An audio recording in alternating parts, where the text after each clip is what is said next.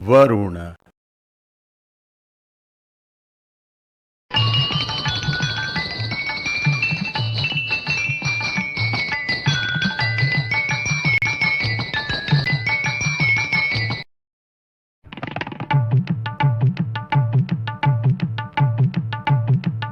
Mandalam 1, Suktam 24B. Rishi, Shunah Shepa Aji Garti. Devata, Varuna. Chandas, Trishtubh.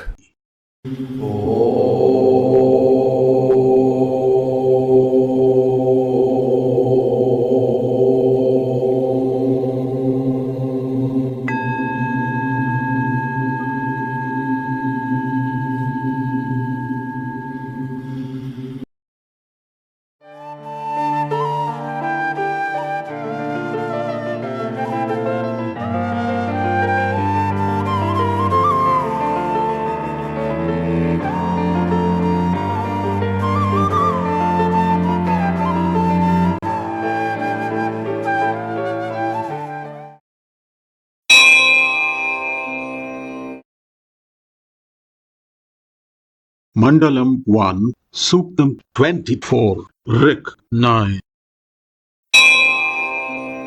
तदन्ते राजन् भिषजः सहस्रमुर्वीगभीरासो मतिष्ठे अस्तु बाधस्वदूरे निरुदितिम् पराजये कृतम् चिनेन प्रमोमुध्यस्मत् Your 100 remedies, king, 1,000. Let your spacious, deep, good thinking be. Do obstruct adversity and far away. Do deliver forth us from even committed sin.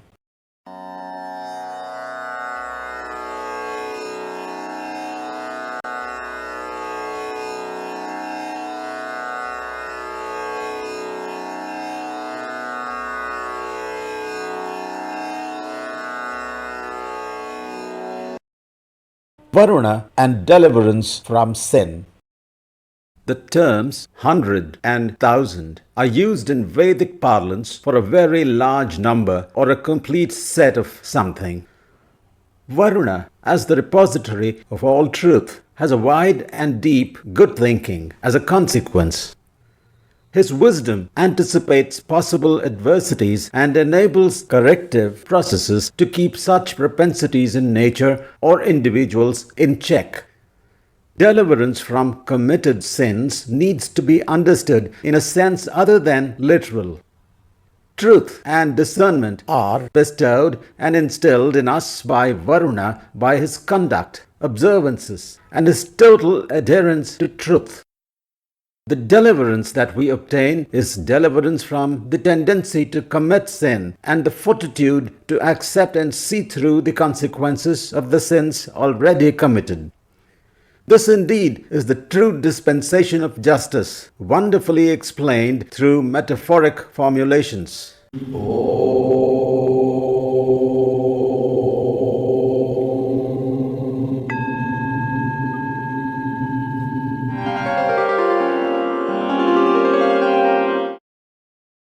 Mandalam 1, Suktam 24, Rik 10.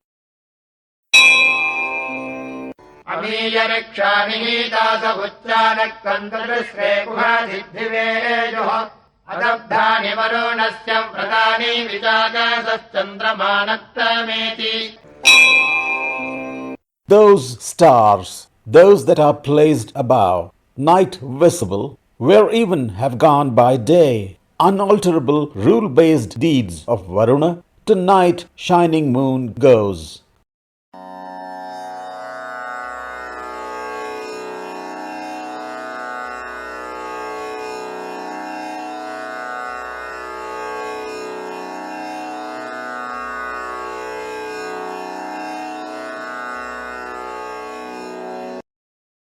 Varuna and Earth's spin. Analyzed in isolation, this verse may seem like the sentiments of a confused mind that is perplexed at the disappearance of stars from the sky during daytime. but considering it in the backdrop of the range of explanations provided about nature in the Rigvedic text that has been attempted to be investigated and interpreted so far, and the mention that it is Varuna's rule-based deeds that causes star disappearance during daytime, is an indication that it is not an exclamation in perplexity, but an explanation in profundity.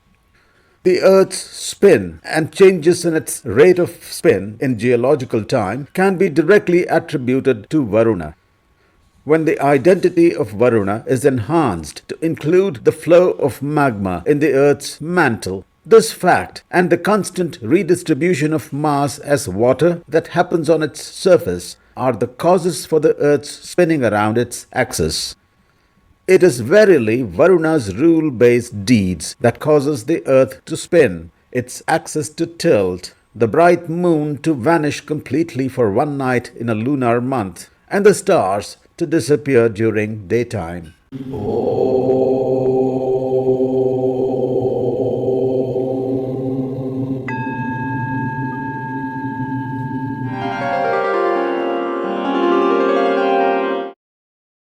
Mandalam 1, Suktam 24, Rik 11. तत्त्वाया विब्रह्मणा वन्दमानस्तदास्ते यजमानो हविर्भिः अहेलमानो वरुणेन भोज्युरुषं समानाय प्रमोषीः. That I go extolling you with words of wisdom, that sacrificer verily wishes with offerings. Varuna, not disregarding, do awaken here, expression of expanse, not cleave away our life.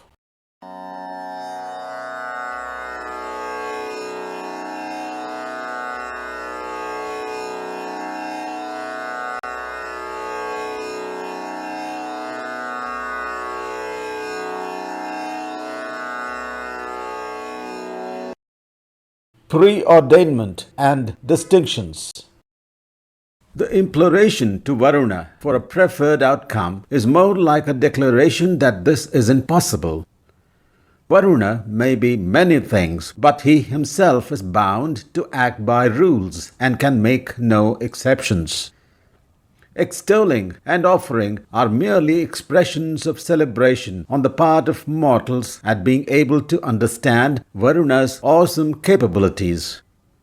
Just as imploration to Varuna appears misplaced, so does the common definition of an astika as the one who considers Vedas to be the primary source of knowledge and truth and lives by its diktats. All mortals have no choice but to live by the truth, which is according to how natural laws operate. A Nastika too lives by the same laws.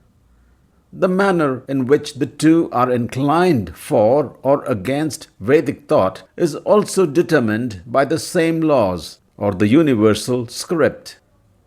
The basis of the distinction between them is then only their preordained expressions.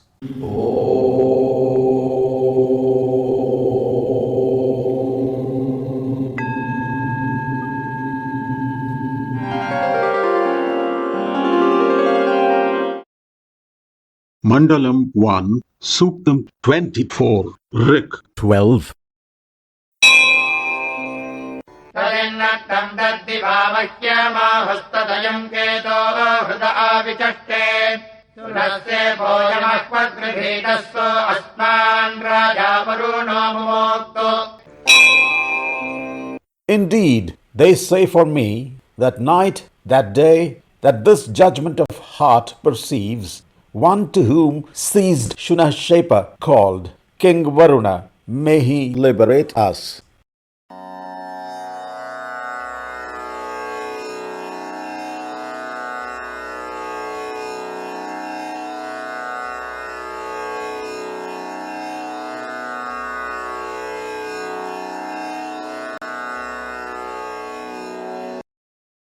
An act of felony and an adjudged fine. Like in the previous verse, this is another imploration to Varuna for a preferred happening and another declaration of its impossibility until its allotted time.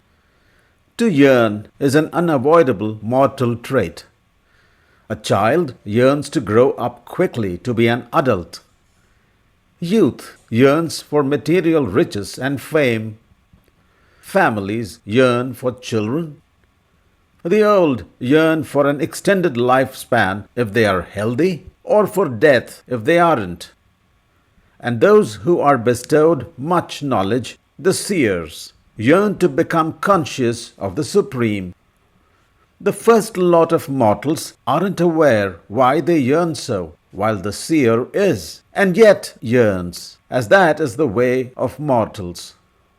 Varuna, in his majesty, checks his law book to determine the appropriateness and legitimacy of this yearning, and if found illegitimate, slaps the relevant section of the law, dispensing a term of suffering or a fine or both.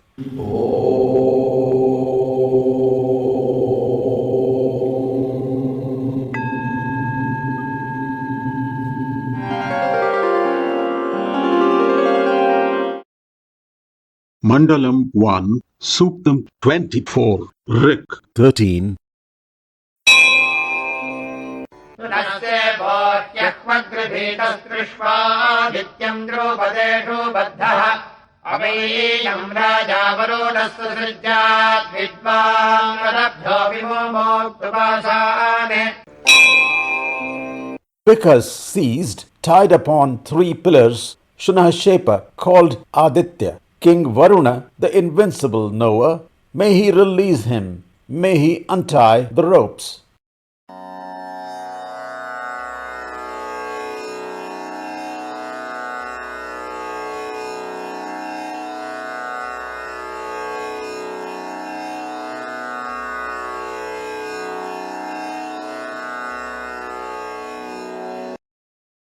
The 3 pillars that mortals are tied to. Harkening back to the legend of Shunashepa, one of a particle-antiparticle pair produced by the breakdown of vacuum near a black hole, where he finds himself compelled to proceed towards the logical conclusion of his situation, which is annihilation, by the exigency arising from the 3 pillars that he, as well as any mortal, is tied to: responsibility, ability, and inevitability.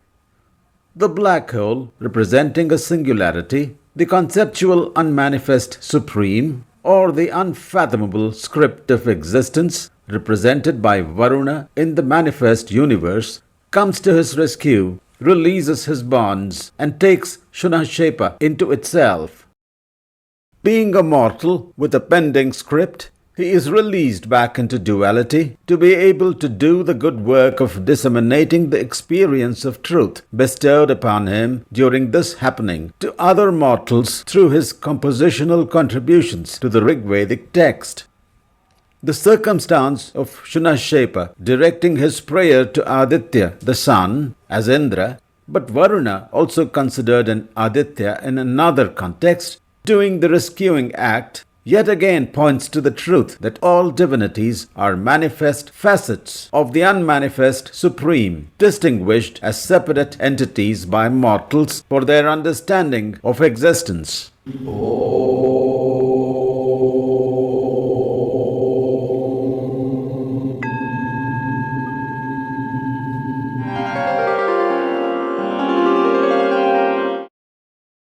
Mandalam 1, Suktam 24, Rik 14.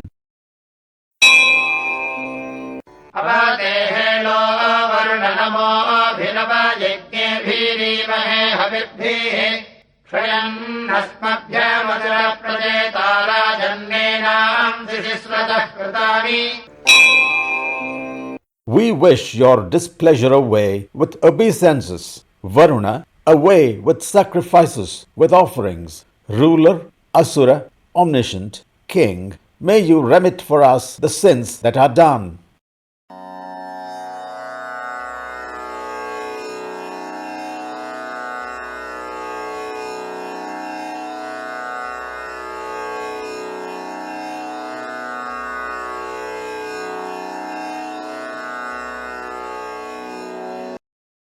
The proportional Varuna within us. There is another view to determining culpability for acts that do not adhere to truth and consequent dispensation of justice.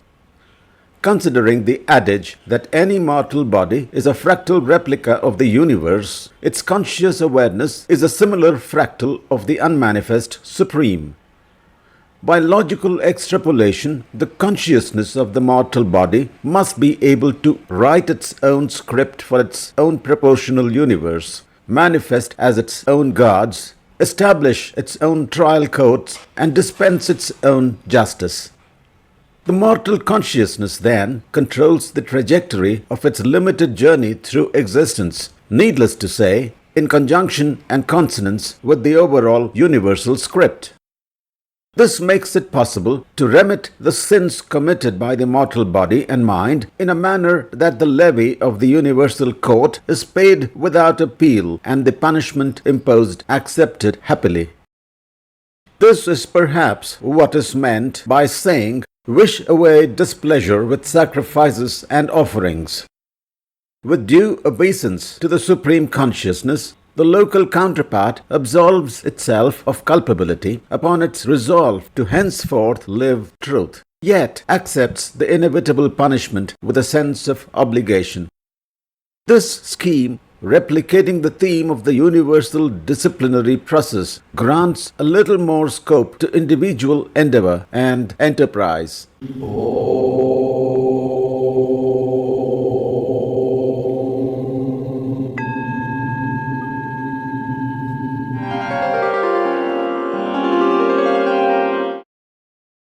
Mandalam 1, Suktam 24, Rik 15. उदत्तमम् वारुणपाशमस्मदवाधमम् विमध्यमाम् श्रथाय अथा वयमादित्यम् प्रतेतवानागसो अधीतये स्याम.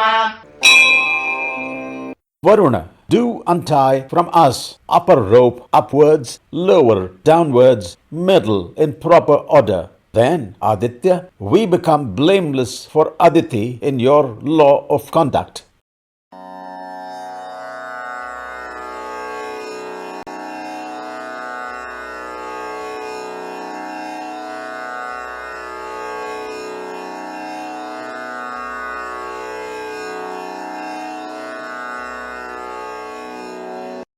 The logico-emotional views of mortals projected on the immortals. The notion here is that the three cords that tie a mortal to the three pillars, responsibility, ability, and inevitability, should be untied to set the individual's consciousness free from these fetters that keep the individual bound to duality. The sun, Aditya, is the bestower of bounties to duality dwellers. He is not to judge how his bounties are used. That is a role Varuna is charged with. So, in the scheme of distinctive functionalities formulated by humans upon analysis of the workings of the universe and the inferences made from it, Varuna and Aditya always work in tandem, and a misjudgment on the part of Varuna will reflect upon the role and wisdom of Aditya. A mother always wishes for her child to be blameless in conduct, and Aditi will certainly wish that of her accomplished and acknowledged son Aditya. This is the logico-emotional view of mortals projected upon the immortals that makes them to exhort Varuna to dispense justice in such a manner, particularly in the case of Shunashepa, that Aditya and his mother remain blameless.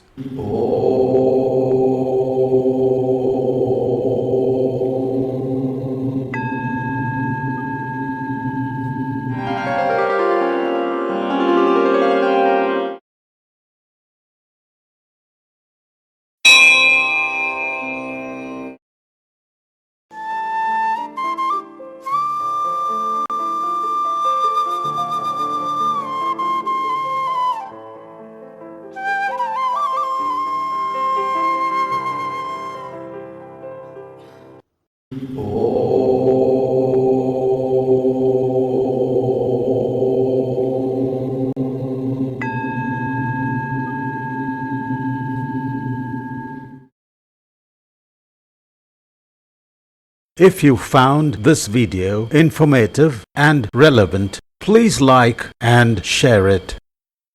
If you would like to see more such videos in this ongoing series, please do subscribe to the channel. Thank you for viewing.